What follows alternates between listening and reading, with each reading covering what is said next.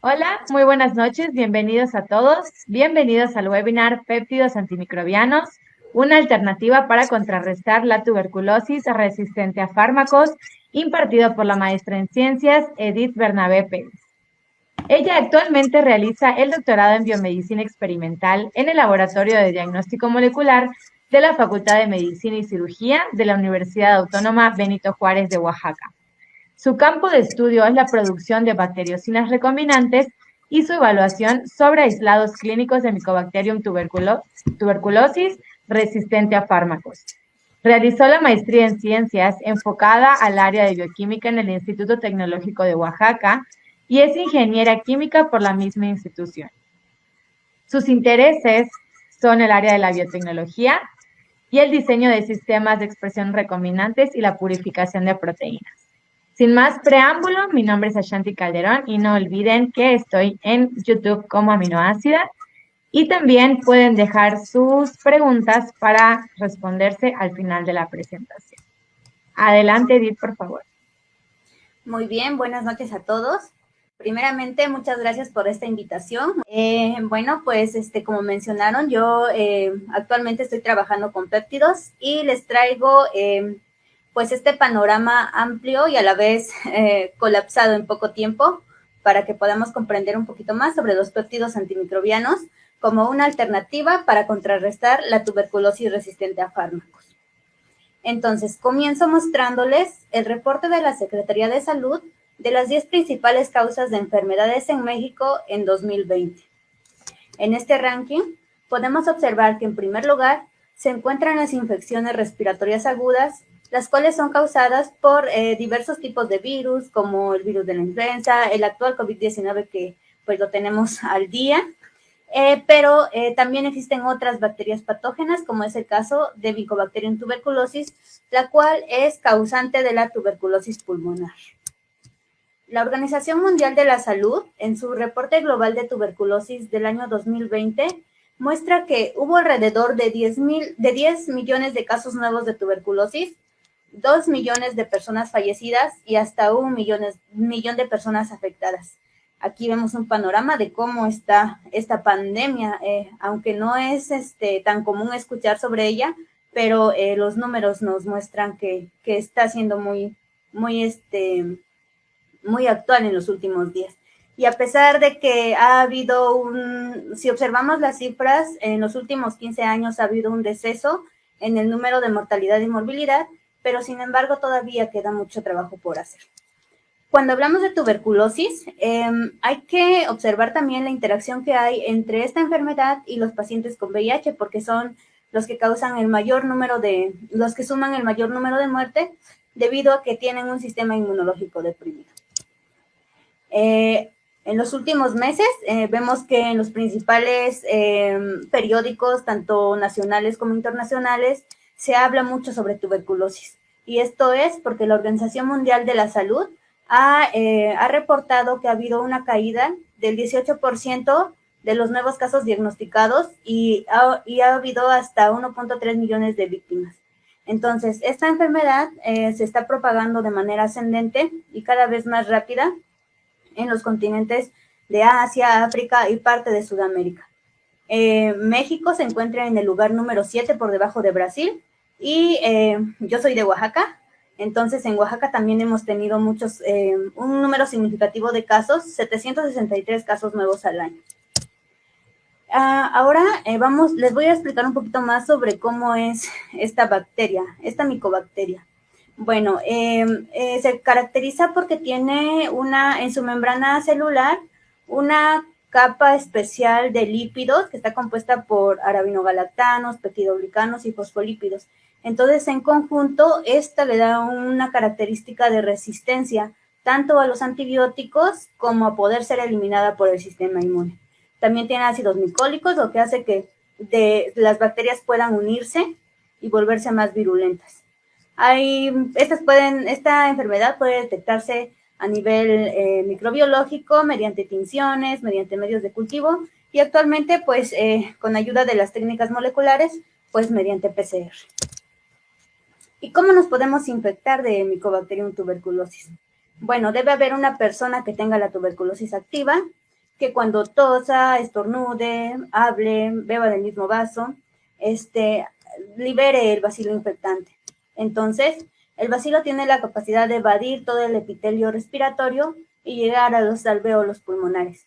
En los alvéolos es donde va a comenzar la interacción entre esta bacteria patógena y nuestro sistema inmune. Los primeros en fagocitar a la bacteria son los macrófagos. Sin embargo, esta bacteria, como es muy resistente, comienza a replicarse dentro del macrófago y en vez de morir, pues provoca más y más copias de esta bacteria. Entonces, en conjunto, varios componentes del sistema inmune se unen para poder fagocitarla y crean un granuloma. El granuloma es una estructura que envuelve al bacilo y que lo mantiene constantemente en disminución, o sea, quiere matar al bacilo. Esto pueden ocurrir dos cosas aquí, que la bacteria, que el bacilo muera, o que permanezca ahí vivito y que en algún momento cuando nosotros nos enfermemos, nos dé alguna enfermedad que comprometa nuestro sistema inmunológico, pues pueda diseminarse. Entonces, hay 3 tipos de tuberculosis. La tuberculosis primaria, que no tiene síntomas y donde los bacilos pueden morir en esta fase de infección. Y también puede pasar que cuando nos enfermemos, etcétera, pues los bacilos salgan y comiencen a infectar diversas partes del pulmón.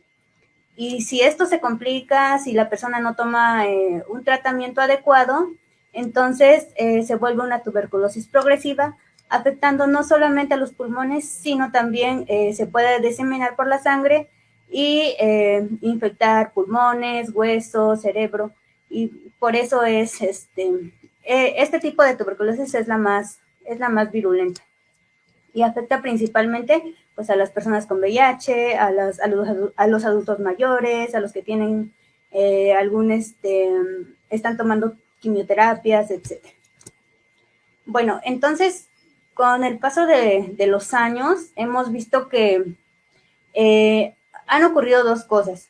Se ha presentado la tuberculosis, una tuberculosis primaria, que es una tuberculosis resistente a fármacos, que es considerado una tuberculosis primaria, debido al mal uso de los medicamentos.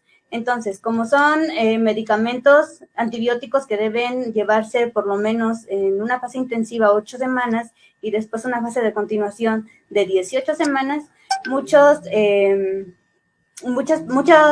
pacientes no logran terminar este tratamiento y por lo tanto se vuelven resistentes. Pero también puede pasar que las bacterias muten y esa frecuencia de mutación se presenta más en los agentes antimicrobianos que son rifampicina y piracinamida. Entonces, al mutarse, pues ya no tienen el mismo efecto hacia las bacterias y pues esto provoca que cada vez haya más cifras reportadas de tuberculosis resistente a fármacos. ¿Cómo se produce esta resistencia a los antibióticos? Bueno, pues primeramente cuando nosotros contraemos una enfermedad, tenemos tanto gérmenes que son malos como bacterias de nuestro propio cuerpo que ayudan a combatir estas enfermedades. Sin embargo, dentro de estas bacterias que nos infectan, puede haber 1 o 2 que tengan esos mecanismos ya modificados, esas mutaciones, y entonces al consumir los antibióticos van a morir, pero no todas. Y entonces estas que quedan vivas van a infectar a las células buenas, entonces se va a hacer todo una descompensación de bacterias y van a aumentar las bacterias resistentes. Entonces, diversos grupos de investigación han apostado al uso de péptidos antimicrobianos como posibles blancos terapéuticos para combatir estas enfermedades que se han vuelto resistentes. Entonces, ¿qué son los péptidos antimicrobianos? Son moléculas producidas por el hospedero o en defensa hacia un organismo invasor a manera de respuesta inmune y se encuentran en todos los niveles de vida, desde humanos, bacterias, plantas, hongos, etc. Son de naturaleza proteica y tienen aproximadamente entre 5 y 100 aminoácidos. Y por tener cargas positivas son consideradas catiónicas. Para poder clasificar estos péptidos, nos basamos dependiendo de dónde se obtienen, de la fuente biológica, de las funciones biológicas, de cuáles son sus propiedades moleculares, cuáles son sus patrón de enlaces covalentes, su estructura y hacia dónde van dirigidos, cuáles son sus blancos moleculares, porque podemos tener péptidos antimicrobianos, péptidos antifúngicos, anticancerígenos, etcétera. Y aquí vemos una variedad de péptidos, ¿no? Podemos encontrar péptidos lineales, y dependiendo de estas características de su estructura, pues va a ser también su función. Otro tipo de péptidos antimicrobianos son las bacteriocinas.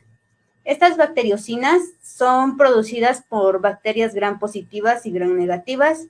Tienen tienen genes de antibióticos que son de alto espectro y su método de acción se basa principalmente en la interacción de cargas. Ya mencionamos que los péptidos antimicrobianos tienen cargas positivas, entonces estas interactúan con las cargas negativas de la membrana celular de la bacteria. Entonces, al estar en contacto, la región N-terminal de los péptidos comienza a hacer poros y para que puedan entrar, y entonces comienza a haber un desabasto del contenido energético de la bacteria y por lo tanto, pues se lisa, hay una muerte celular. Específicamente, si nos enfocamos a Mycobacterium tuberculosis, se han reportado diversos mecanismos de los péptidos antimicrobianos que actúan de diversas maneras hacia esta bacteria. Primeramente se unen y ya unidos producen la despolarización, la permeabilización y la destrucción de la célula en general. También hay péptidos que ya han sido modificados para que puedan llegar directamente hasta el DNA de la bacteria, causar modificaciones y esto implica muerte celular. Bien, entonces aquí les muestro una base de datos. Si ustedes en algún momento tuvieran interés por conocer más sobre los péptidos antimicrobianos y sus funciones, entonces pueden meterse a navegar en esta página. Hasta el día de hoy se han reportado 3.283 péptidos y se clasifican dependiendo de su actividad. Por ejemplo, podemos encontrar péptidos anti-VIH, péptidos anticáncer, antidiabéticos, etc. Entonces, sí, si en algún momento quisieran, pues pueden ingresar y conocer más detalles respecto a los péptidos hasta ahora reportados. Entonces, ¿por qué nos interesan estos péptidos como nuevos antibióticos? Porque algunas de sus ventajas es que matan directamente a los microorganismos, que no son muy tóxicos para las células de mamíferos y son selectivos para bacterias. Si los comparamos con los péptidos actuales, nosotros nos tomamos cierto antibiótico, pero no solamente destruye a la bacteria, sino que también daña otras bacterias, otra flora, que nos ayuda a nosotros a mantener nuestro sistema inmune. Y es importante mencionar también que la generación de la resistencia a los péptidos antimicrobianos tarda más tiempo en aparecer en comparación a los antibióticos beta-lactámicos. ¿Y cómo identificar un péptido? Entonces, ya mencionamos que estos los podemos aislar de distintas fuentes. Pero, por ejemplo, si nos interesa conocer el péptido de un alacrán, que son los que actualmente están siendo muy estudiados, entonces analizamos, consultamos la literatura, vemos que han reportado sobre estos péptidos y comenzamos a aislar el gen que codifique para estos péptidos. Entonces, buscamos en diversas bases de datos, decidimos cómo va a ser el diseño de los péptidos, si va a ser un péptido sintético, si va a ser un péptido que ya está reportado, y tenemos que evaluar su actividad antimicrobiana. Esto sobre distintas bacterias de interés. Existen técnicas que nos permiten conocer si nuestro péptido sí tiene actividad o no tiene actividad, y sobre todo hacia dónde va dirigido, hacia estreptococos, hacia E. coli, etcétera. La segunda parte es medir la citotoxicidad y probarlo en un modelo animal. Estudios que ya se han realizado, sabemos que que lo primero es realizar cosas in vitro. Después de tener algunos resultados y ya y ya pasar a la segunda evaluación, utilizamos modelos animales. Para Mycobacterium tuberculosis se han reportado diversos péptidos antimicrobianos, algunos provenientes de, por ejemplo, Enterococcus fecalis, algunos de macrófagos y neutrófilos humanos.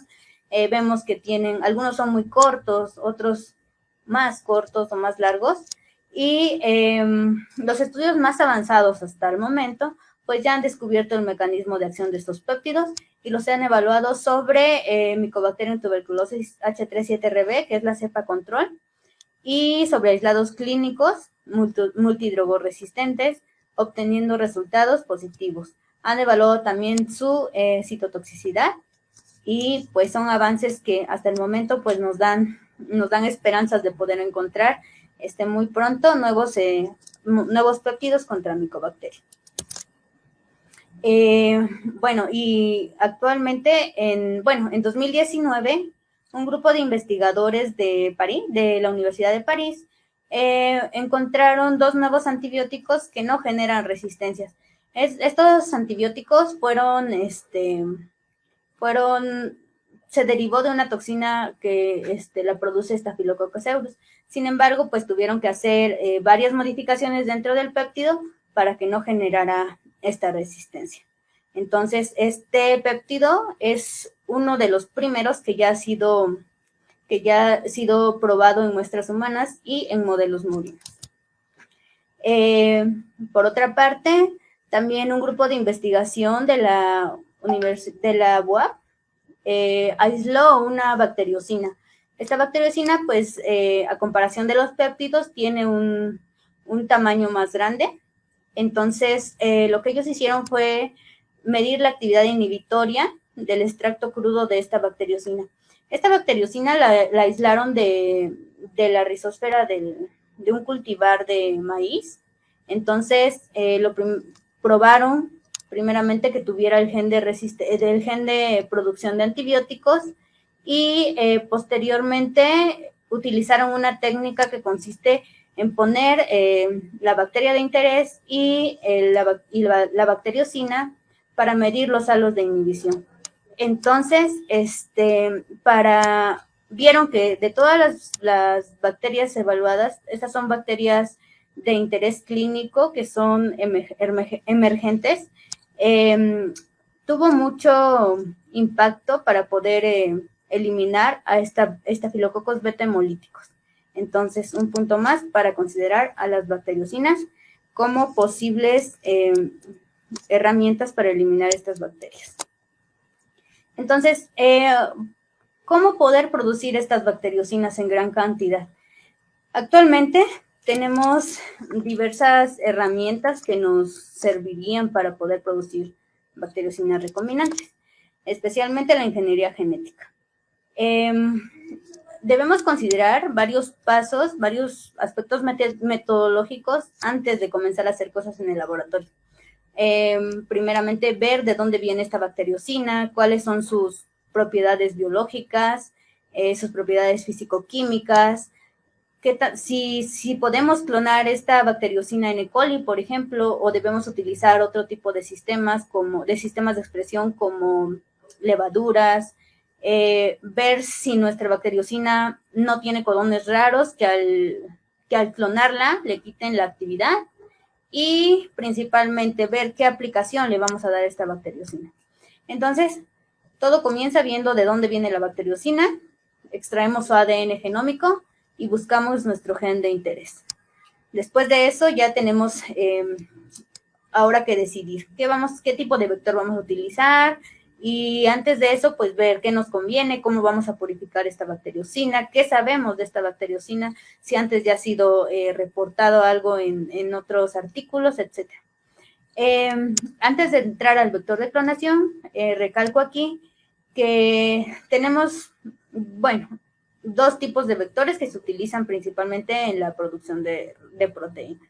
Un vector de almacenamiento y los vectores de expresión. Estos se caracterizan porque pues nos permiten seleccionar de bacterias mediante bacterias, las que sí pudieron tomar nuestro gen de interés. Entonces, también tienen una cola de histidina, lo cual pues nos permite realizar una purificación por afinidad de manera más fácil. Ya elegido el vector, podemos comenzar a estandarizar nuestros procesos de expresión, de purificación, ver si nuestra proteína es estable, si tiene actividad biológica y cómo la vamos a conservar.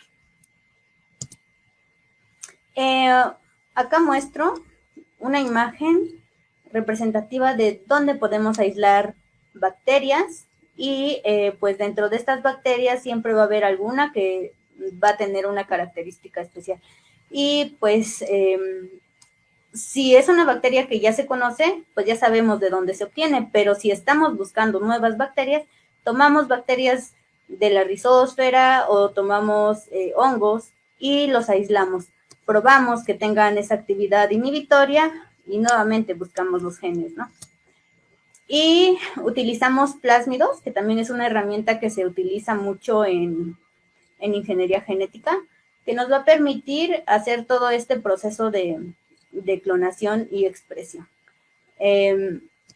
Utilizamos también varias herramientas de biología molecular, como son enzimas de restricción, las cuales pues, nos permiten abrir nuestro vector para que podamos ingresar nuestro gen de interés. Utilizamos ADN ligasa, que es una enzima que nos permite sellar los extremos donde con ayuda de las enzimas podemos abrir y volver a cerrar. Entonces, estas bacterias van a comenzar a replicar dentro de su genoma nuestro gen de interés y vamos a poder seleccionarlas ya sobre medios que tengan algún antibiótico, dependiendo del vector que hayamos utilizado, y tener nuestra proteína recombinante. Entonces, posterior a ello, realizaremos la purificación de proteínas. Estas técnicas de purificación, su función es que de todos los componentes que tenemos de nuestra bacteria producida, podamos quedarnos solamente con nuestra proteína de interés. Entonces, hay distintos métodos para poder realizar esta purificación. Por ejemplo, están los métodos de baja resolución, que se enfocan principalmente en la precipitación con sales, precipitación con temperatura y pH. Es decir, si estamos buscando algo muy, muy, muy puro, no vamos a encontrarlo con una metodología de baja resolución. Entonces, podemos utilizar los de alta resolución, que son métodos cromatográficos, que se logran obtener por filtración en gel, por intercambio iónico y por afinidad. Y también tenemos los métodos electroforéticos, que, por ejemplo, la electroforesis no desnaturalizante y la desnaturalizante. Y, ¿qué debemos saber antes de elegir nuestra técnica? Debemos saber si nuestra proteína es soluble, cómo es su carga iónica, si tiene cierta polaridad, el tamaño molecular y si estamos utilizando una especificidad de unión. Por ejemplo, si utilizamos algunos vectores que ya tengan, como mencioné anteriormente, la cola de histidina, pues va a ser más fácil que lo purifiquemos por cromatografía de afinidad, porque pues estas histidinas van a reconocer iones que cuando nuestra solución vaya pasando van a quedar retenidas dentro de la columna. Entonces, esto va a permitir que nuestra proteína quede atrapada y después, al realizarle lavados, la obtengamos completamente pura. Entonces, dependiendo de qué características tenga nuestra proteína y qué sistema estemos utilizando para la purificación, tenemos que elegir correctamente las técnicas para poder purificar. Ya pura la proteína, realizamos también otras pruebas de inhibición. Estas se utilizan para ver si la proteína recombinante tiene la misma efectividad que la proteína sin purificar. y realizamos también la concentración mínima inhibitoria. Esta es definida como la concentración mínima a la cual el 99% de las bacterias muere. Y como comenté al inicio, se puede realizar mediante técnicas de tinciones o mediante la lectura de absorbancias. Claro, aquí vamos a tener nuestros controles, que son bacterias que no han sido expuestas al antibiótico, bacterias que sí han sido expuestas al antibiótico, y esto nos va a permitir ver qué tan efectiva es nuestra bacteriocina. Y bueno, también actualmente se pueden realizar más cosas utilizando estas herramientas de biología molecular. Por ejemplo, en este artículo realizaron la determinación estructural de la actividad y especificidad de una toxina bacteriana de LIPA. Esta era una bacteriocina proveniente de Pseudomonas pútida. Pseudomonas pútida también crece en la rizósfera. Entonces ellos la aislaron, la cristalizaron para que pudieran saber cómo estaba conformada, saber dónde estaba su sitio activo, y aprovechando esto utilizaron varios programas bioinformáticos para poder simular qué pasaba si realizaban algunas mutaciones. Entonces, en varias regiones del gen de la proteína realizaron mutaciones, esto con el fin de obtener mejores salos de inhibición y mejores concentraciones mínimas inhibitorias. Entonces, la mutagénesis dirigida, todas estas herramientas nos dan un plus para poder modificar nuestras bacteriocinas o cualquier gen que nosotros queramos estudiar a nuestra conveniencia. Bueno, y también tenemos que ver si estos cambios afectan en algo a la estructura, ¿no? Porque si desde que realizamos estas modificaciones vemos en programas específicos que estos cambios pueden afectar, pues es cuestión de probarlos también a nivel laboratorio. O sea, aquí pueden pasar dos cosas. Primero, que tengamos una bacteriocina más potente o que tengamos una bacteriocina que no tenga efectividad. Pero sí es un plus el poder modificar los aminoácidos en diversos sitios para poder comprobar qué pasa cuando realizamos modificaciones. Y bueno, en nuestro laboratorio actualmente estamos trabajando con la producción recombinante de la bacteriocina MM1. Esta bacteriocina fue aislada igual de la rizósfera, y pues sí, se presentó mucha actividad antimicrobiana. Entonces, nosotros pensamos que poder purificarla y llevarla a otro nivel más mejorada, es decir, modificándole diversos aminoácidos, podríamos obtener una mejor bacteriocina que pueda matar a Mycobacterium tuberculosis, porque ya vimos que los actuales antibióticos ya no están siendo efectivos para esta bacteria, y pues es una pandemia silenciosa, porque nosotros con esto del COVID pensamos a lo mejor, tiene COVID, pero no, puede ser Mycobacterium tuberculosis, y sobre todo porque no se están tratando los casos. Entonces, se prevé que para el próximo año las cifras que hasta ahora les mostré tengan un incremento. Y entonces, así como ha habido programas de fin de la tuberculosis, etcétera, pues sí, ahorita se van a crear nuevos programas, porque la Organización Mundial de la Salud está comprometida para poder crear nuevos blancos terapéuticos contra tuberculosis.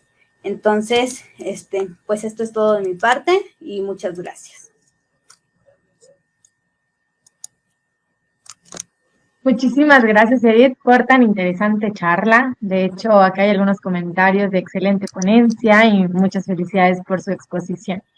Vamos a leer una pregunta por parte del público, en lo que los demás del público se animan a preguntar. Sí, y claro. La pregunta es de Oscar Robles, que dice: ¿Qué estrategias utilizan en el diseño de péptidos para potenciar o asegurar la especificidad sobre membranas de Mycobacterium tuberculosis? Bien, sí. Actualmente, como les comenté, voy a regresar un poquito a esta diapositiva. A esta. Sí, se han reportado ya varios péptidos antimicrobianos y muchos lamentablemente no han llegado a proponer su método de acción, pero otros han estado utilizando diversos programas para poder comparar péptidos antimicrobianos que sí han podido ser efectivos contra bacterias multidrogoresistentes. Por ejemplo, contra Staphylococcus beta hemolíticos, que es uno de los más estudiados debido a que ya es resistente a todos sus antibióticos de primera línea. Entonces, realizan la comparación con diversos programas para poder, primeramente, ver la especificidad y compararlo con lo que han tenido con otras bacterias. Y, bueno, hay blancos dirigidos, hay modificaciones que se realizan en los péptidos para que puedan llegar directamente hacia el ADN, no solo a la membrana, sino específicamente hacia el ADN, para que puedan morir estas micobacterias, porque son demasiado resistentes, o sea, resisten a todo. Por eso, hasta el momento, aunque ya se han tenido varios resultados de péptidos que sí han tenido actividad contra el Mycobacterium, no ha habido un resultado excelente que digamos, sí, ya logró matarla por completo o ya logró llegar directamente hasta el ADN. Son apenas pruebas que se están realizando in vitro, entonces sí, hay que esperar todavía un poco. Ok, perfecto, muchísimas gracias. También tenemos otra pregunta también de Oscar Robles que dice, ¿a qué concentración tuvo efecto el péptido que estudiaron sobre Mycobacterium tuberculosis? ¿A qué concentración? A ver, perdón, no escuché muy bien. Sí, ¿a qué concentración? Es que me parece que mencionaste en alguna diapositiva la concentración mínima inhibitoria. Okay. Ajá, bien, la mencioné, a ver. No, no mencioné específicamente un dato de concentración mínima inhibitoria, sino más bien lo mencioné como una técnica que se utiliza para poder estudiar la actividad de estos péptidos. Por ejemplo, en nuestro laboratorio hemos trabajado con péptidos antimicrobianos producidos por Pseudomonas protegen y han sido muy parecidos a los niveles inhibitorios de los mismos antibióticos que están aproximadamente entre 0.96 en la concentración de 0.96. Pero eso es microgramos sobre mililitros. Ajá, microgramos sobre mililitros, pero sí. Ok, perfecto. Jorge Soría pregunta, ¿cómo es el mecanismo por el cual el péptido logra atravesar la micomembrana, ya que se sabe que es muy difícil de poderla atravesar debido al grosor de la misma? Uh-huh. Sí, bueno, el mecanismo de acción de estos péptidos antimicrobianos, como mencioné, se basa principalmente en las interacciones entre sus cargas. En Mycobacterium no se ha probado que puedan atravesar directamente las cargas, por lo tanto se pegan en la membrana celular y ahí es donde comienzan a realizar pues la ruptura celular. Pero en general los péptidos logran atravesar membranas por la ayuda del extremo N-terminal, que es el que ayuda a provocar los poros y poder llegar a la bacteria.